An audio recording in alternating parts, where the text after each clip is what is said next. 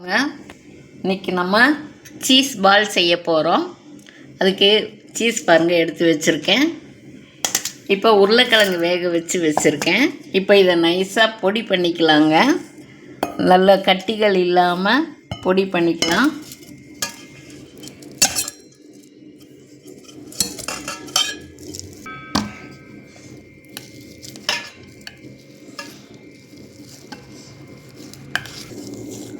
இந்த அளவுக்கு மசிச்சா போதுங்க.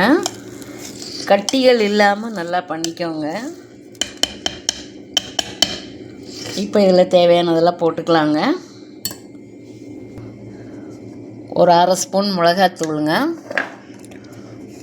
உப்பு கொஞ்சம் ஒரு அரை ஸ்பூன் போட்டுக்கலாங்க. கொஞ்சம் மிளகுத்தூள்,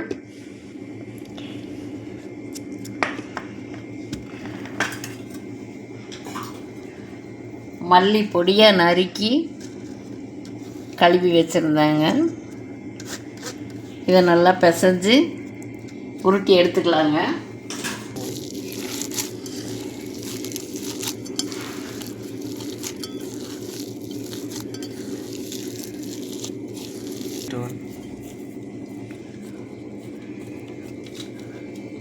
இவ்வளோ பெரிய உருண்டையாக பிடிச்சி வச்சுக்கலாங்க.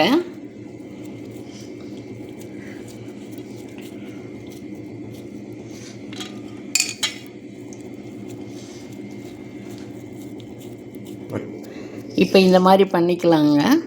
ஒரு கொழுக்கட்டை மாதிரி இப்படி எடுத்து இதுக்குள்ளே நம்ம பூர்ணம் வைக்கிற மாதிரி இதை வச்சு சீஸை வச்சுக்கலாங்க.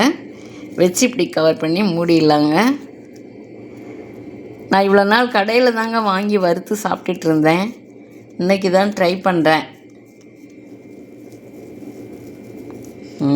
இந்த மாதிரி உருட்டி எடுத்து வச்சுக்கலாங்க.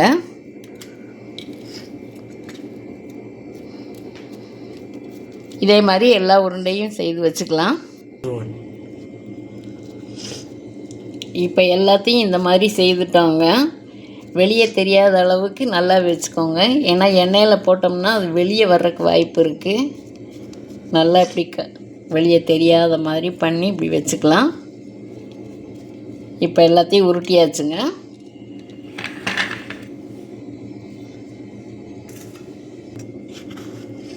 இப்போ அடுத்தது மைதா மாவு போட்டுக்கலாங்க.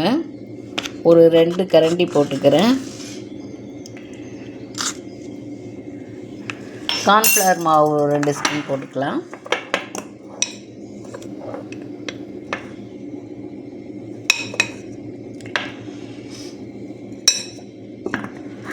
இப்போ கொஞ்சமாக தண்ணி ஊற்றி கரைச்சிக்கலாங்க.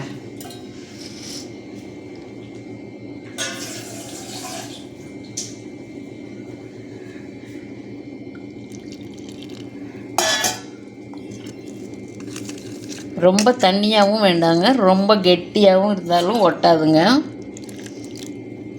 பார்த்து ஊற்றிக்கோங்க தண்ணியை. பாருங்கள், இந்த அளவுக்கு இருந்தால் போதும்.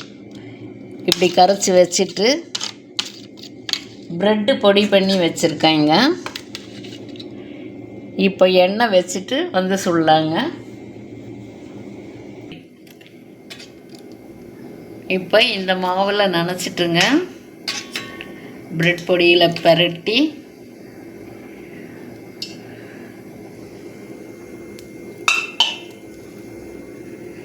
இப்படி எடுத்துக்கலாங்க.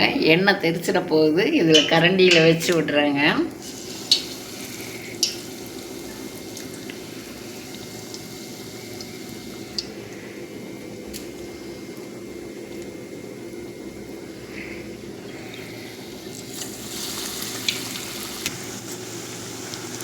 ஒரு பக்கம் செவந்ததும் ஒரு பக்கம் திருப்பி போட்டுக்கலாங்க. ப்ரெட்டை வந்து ரொம்ப நைஸாக பொடி பண்ணிடாதீங்க.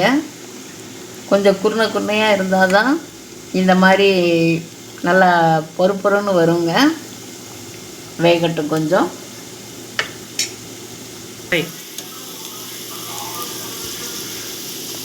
நல்லா செவந்ததும் எடுத்துடலாங்க. இன்னும் கொஞ்சம் வேகணும். கொஞ்சம் பெரிய பெரிய பாலாக போட்டேங்க. எல்லாம் வறுத்து எடுத்துட்டோங்க. அருமையாக வந்திருக்குங்க.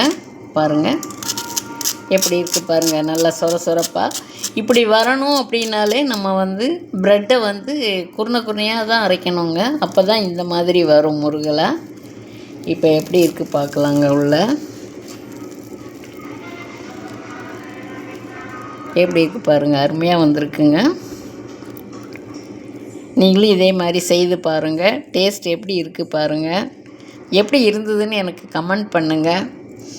தேங்க்யூங்க.